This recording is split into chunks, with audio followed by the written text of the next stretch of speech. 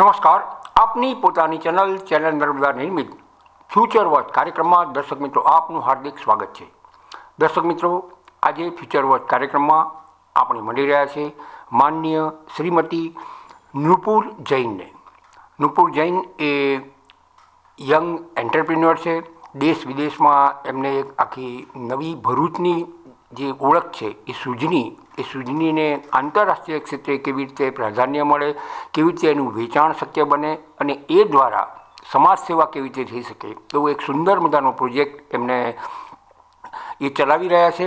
એમની સાથે થોડીક વાત કરીએ, જાણીએ કે આ કાર્યક્રમ, આ પ્રોજેક્ટ એમને કેવી રીતે સમજ્યો, એને અંગે શું કરી રહ્યા છે. નુપુરબેન, આપનું ચેનલ નર્મદાના ફ્યુચર વોચ કાર્યક્રમમાં સ્વાગત છે, ખૂબ હાર્દિક સ્વાગત છે. અને સૌથી પહેલો પ્રશ્ન એ કરું છું कि आप कितने भण्या, वॉट योर स्टडी? मैंने पहले तो मैं बम्बई में थी, उधर से मेरा ग्रेजुएशन किया. फिर मैं लंदन गई थी 5 साल के लिए, उधर से मैंने मैनेजमेंट किया है. और फिर मेरी शादी होने के बाद हम भरूच आए, मेरे और मेरे हस्बैंड. उन्होंने एक फैक्ट्री चालू की झगड़िया GIDC में. और जब मैं भरूच में थी मैंने रिसर्च कराया कि इधर सोशल वर्क के लिए क्या क्या हो सकता है. तब मैं आई इस अनोखी कला के बारे में, मैंने पता किया कि यहाँ पे सुजनी बहुत सालों से है. तो मैं उसको देख के बहुत प्रभावित हुई और उसके बारे में मुझे बहुत अच्छा लगा कि मुझे ये अपना उद्देश्य बनाना है कि इस कला को मैं पूरे देश विदेश में ले जाऊँ. मैं इसको अनोखी कला को देख के इतना मेरे को प्रभाव आया कि मैं सोची कि ऐसे कारीगर होते हैं जो ये कला एकदम मर जा रही है, डाइंग आर्ट हो रही है, तो इसको हम आगे कैसे बढ़ाएं, इसका बढ़ावा होना ही चाहिए. हमारे प्रधानमंत्री भी कहते हैं मेक इन इंडिया जैसे स्लोगन्स को हमें बढ़ाना चाहिए. तो हम अपनी अपनी तरह से छोटी छोटी कार्य करके ही इस चीज़ को आगे कर सकते हैं. उसके लिए आपने वो सुजनी लूम्स करके शुरू किया, वो तो मैंने सुजनी लूम मेरा ब्रांड चालू किया क्योंकि मैं ये सुजनी को ही थोड़ा सा डिफरेंट मॉडर्न ट्विस्ट दे रही हूँ. जैसे पहले तो सुजनी होती थी जो ओनली रजाई जैसे ओढ़ते थे. अब मैंने दूसरे प्रोडक्ट्स बनाए हैं, जैसे टेबल रनर्स, बेड रनर्स, नीचे बैठने के लिए आसन बनाए हैं, कुशन कवर्स बनाए हैं. तो मैं उसको और ज़्यादा बढ़ाने की सोच रही हूँ कि लोगों के लिए, क्योंकि ओढ़ने के लिए ये बहुत ही मोटी रजाई है, तो वो खाली विंटर सीज़न में काम आती है. और पूरे भारत में विंटर सीज़न खाली नॉर्थ में ज़्यादा रहता है, महाराष्ट्र गुजरात में इतना नहीं रहता. तो इसीलिए मैंने इसको दूसरे प्रकार में आगे बढ़ाने की सोची है. जैसे कि अगर कुशन कवर्स हैं तो वो हमेशा किसी के घर में रह सकते हैं कि खाली विंटर्स टाइम में निकालने की ये सब वो कारीगरी बनाते हैं. हाँ, जैसे वो पूरे लूम पे ही बनाते हैं सुजनी को, पर फिर उसको दूसरे प्रोडक्ट्स करने के लिए मुझे दूसरे टेलर से फिर बैठा करके उनको दिखाना पड़ता है कि ये साइज़ में अपने को टेबल रनर देना है या बेड रनर देना है या बेड पे पूरा बिछाने के लिए जैसे बेड कवर जैसे यूटिलाइज़ करना है. तो मैं ये कारीगरों को और काम दे रही हूँ, सो उन्हें भी काम मिल रहा है और उनका भी आगे बढ़ाव हो रहा है. तो जो आपने प्रोडक्ट बनाए वो कहाँ, वो कैसे एग्जीबिशन करके आप कुछ? हाँ जी, मैंने पहले तो चालू किया बड़ौदा से, बड़ौदा का मार्केट देखने के लिए कि कैसे लोग इसके ऊपर रिस्पांस आ रहा है, लोग इसको चाहते हैं. तो बहुत ही अच्छा रिस्पांस मिला बड़ौदा से. और फिर मुझे भी थोड़ा सा मिला कि कॉन्फिडेंस मिला कि मैं आगे उसको और बढ़ाऊं. तो फिर मैंने बॉम्बे, दिल्ली, मैंने सिंगापुर में भी एग्जीबिशन किया है इसका. तो इससे बहुत ही अच्छा रिस्पांस आ रहा है लोगों का. तो और मुझे इसको और आगे बढ़ाना है कि अगर कोई मशहूर फैशन डिज़ाइनर से मैं इसको जुड़ा सकूं तो वो अपने ही नाम से और अपने ही नॉलेज से, जो फैशन डिज़ाइनिंग और टेक्सटाइल डिज़ाइनिंग का नॉलेज है, वो उससे आगे बढ़ा सकें और उनको एक ब्रांडिंग दे सकें. तो इसके लिए बहुत अच्छा होएगा. क्योंकि नहीं तो वो जो एक national institute of fashion designing है, हाँ जी, उसके स्टूडेंट्स के साथ भी मुझे इसका और, जैसे मैंने तो थोड़े ही प्रोडक्ट्स किए हैं, अगर कोई जो फैशन डिज़ाइनिंग सीख रहा है उसको तो वो ज़्यादा प्रोडक्ट्स उनको नॉलेज ज़्यादा रहेगा कि अगर उनकी बंडी होती है, जैसे जैकेट होते हैं स्लीवलेस जैकेट मेंस के, वैसे टेक्सटाइल में काम आ जाए ये कपड़ा, तो बहुत ही अच्छा होएगा इसका. आपको ये नितिन भाई टेलर कैसे मिल गए? ये भी जब भरूच में आई, मुझे सोशल वर्क करना ही था, तो मैं सबसे बातचीत करती रहती थी कि कैसे कुछ अपने कर सकते हैं सोसाइटी के लिए डिफरेंट। तब मुझे इनके बारे में, नितिन टेलर के बारे में पता चला कि वो भरूच में बहुत ही अच्छा काम कर रहे हैं और भरूच की चीज़ों को आगे ले जाना चाह रहे हैं, एम्पावरमेंट दे रहे हैं दूसरे रूरल डेवलपमेंट में। और तो जो भी मैं इससे मुनाफा पाती हूँ सुजनी लूम से, मेरे ब्रांड से, मैंने तय किया है कि मैं सर्व हैप्पीनेस फाउंडेशन में ही डालूं और उनसे फिर और ज़्यादा जो प्रोजेक्ट्स होते हैं, जो डेवलपमेंट प्रोजेक्ट्स होते हैं, एम्पावरमेंट, जो नए एंटरप्रेन्योरशिप प्रोजेक्ट्स होते हैं, उसमें हम लोग सपोर्ट करते हैं। आपका वो फ्यूचर प्लान भी आपने बनाया, लेकिन आप 1-1.5 साल से भरूच में हैं। हाँ तो जी। आपको कैसा लग रहा है भरूच? भरूच बहुत ही अच्छी जगह है ऑनेस्टली। छोटी जगह में आपको काम करने को ज़्यादा अपॉर्चुनिटीज़ मिलती हैं, क्योंकि इतने सारे लोग नहीं होते जो अपना टाइम सोशल वर्क पर दे पाते हैं। मुझे मेरा पूरा समय सोशल वर्क में देना है, इसलिए मैं सोचती हूँ भरूच जैसी जगह में चालू करूँ तो अब मुझे ज़्यादा ऑप्शंस मिलेंगे। और ये कला को देखकर मुझे तो बहुत ही खुशी हुई कि मुझे ये अपॉर्चुनिटी मिली कि ऐसी चीज़ें भी हैं जो लोग नहीं जानते। अब भरूच में ही बहुत से लोग ये कला के बारे में नहीं जानते। जब मैं आई थी और मैंने बहुत से लोगों से बात की, जी ऐसी चीज़ है, ऐसी हस्तकला है, ये हैंडलूम में बनती है, बहुत लोग एकदम आश्चर्य हो गए थे कि उन लोग भरूच में रहते हैं और उन्हें नहीं मालूम। तो इसलिए मेरा उद्देश्य था कि मैं मेरी ब्रांड सुजनी लूम्स की स्थापना करूं भरूच में, उसे नया एक पुनर्जीवित करूं, जैसे सुजनी को पूरा वापस से एक नए मुकाम पर ले जाऊं कि लोग उसकी वाहवाही समझे, उसका महत्वपूर्ण समझे। क्योंकि आजकल के मशीनी युग में जो सस्ती और मशीनी वस्तुएं मिलती हैं, उसके सामने सुजनी का जो महत्व है वो कम होते जा रहा है। लोग हैंडलूम्स और कला के बारे में बहुत अब कम देखते हैं, क्योंकि उनको सब सस्ती चीज़ें इतनी अच्छे तरह से ईजिली मिल जाती है कि उन्हें ये कला का इम्पोर्टेंस नहीं हो रहा है आजकल। लेकिन ये जो सुजनी बनाते हैं वो ऐसे नए कारीगर क्यों नहीं विकसाते?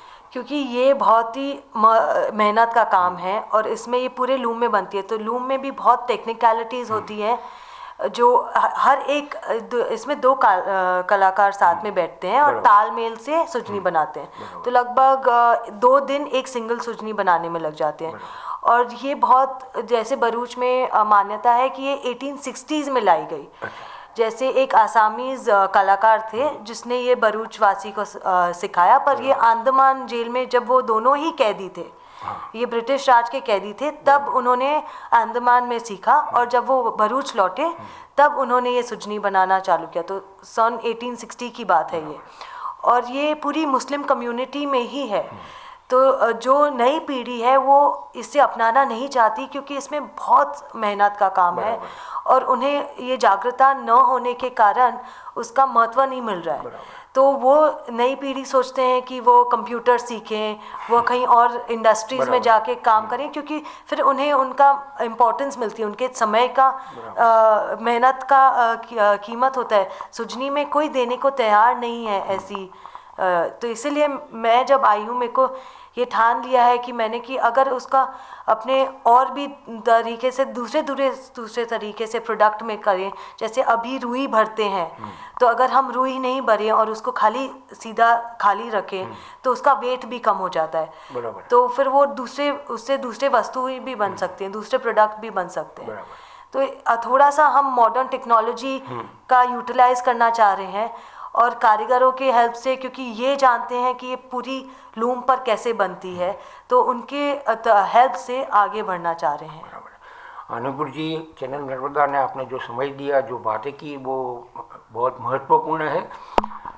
દર્શક મિત્રો, નુપુરબેને જે બધી આપણને વાતો કરી એ ખરેખર ભરૂચવાસીઓ માટે તો બહુ જ એક રીતે જોવા જઈએ તો આપણને એમ લાગે કે એક મુંબઈથી આવેલા બહેન એ ભરૂચમાં આવે અને ભરૂચની આપણી ઓળખ, જેને આપણે સુજની કહીએ, તેની ઘણી વિવિધ પ્રોડક્ટ્સ પણ થઈ શકે એ વિચારે નહીં, એનો માત્ર આકાર આપે નહીં, વિચાર કરે નહીં, પણ એને સાકાર કરે, અને તે પણ આંતરરાષ્ટ્રીય ધોરણે. આજે સિંગાપોરમાં એમના તરફથી જે પ્રદર્શન થયા, મહારાષ્ટ્રમાં, મુંબઈમાં થયા, બરોડામાં થયા, અને હજુ બીજા એ કરવા માગે છે, અને છતાં પાછું એમ વિચારે છે કે કોઈ ફેશન ડિઝાઇનરનો જો સાથ મળે તો એક ચોક્કસ એનું એક બ્રાન્ડ ઇમેજ ઊભી થાય. તો આપણે બધા આ અંગે પણ વિચારીએ અને હું આના પછી એ નુપુરબેન વિશેની ટોટલ માહિતી આપને ચેનલ નર્મદાના સ્ક્રીન પર દેખાશે. આપ પણ એમનો કોન્ટેક્ટ કરી શકો છો. આ કાર્યમાં મદદરૂપ થવા જે કંઈ પણ ઈચ્છતા હોય એ એમનો સંપર્ક કરી શકો છો. હવે આપણે મળીશું, જે એમણે વાત કરી કે નીતિનભાઈ ટેલરની એ સંપર્કમાં આવ્યા અને સૌ હેપીનેસ એ જોડાઈને હવે વધારે આગળ શું કરવા માગે છે એ વિશે થોડીક નીતિનભાઈ સાથે વાત કરી.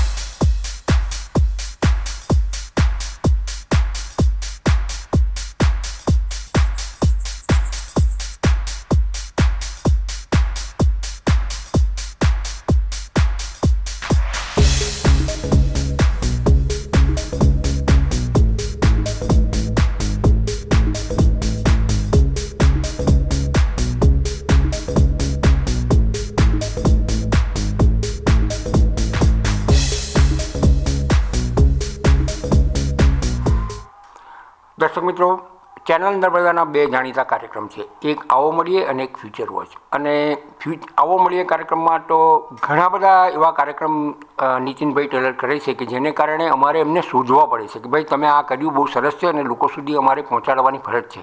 એમાંની એક છે એમની નર્મદા યાત્રા. તો એમની સાથે આ થોડીક વાત કરીએ કે આ જે સુજની લૂમ્સ અને એ જે આખી આંતરરાષ્ટ્રીય પ્રોડક્ટ તરીકે વિકસાવી રહ્યા છે એનું આખું જે કંઈ એ લોકોનું કોમ્બિનેશન છે એ કેવી રીતે પાર પડશે.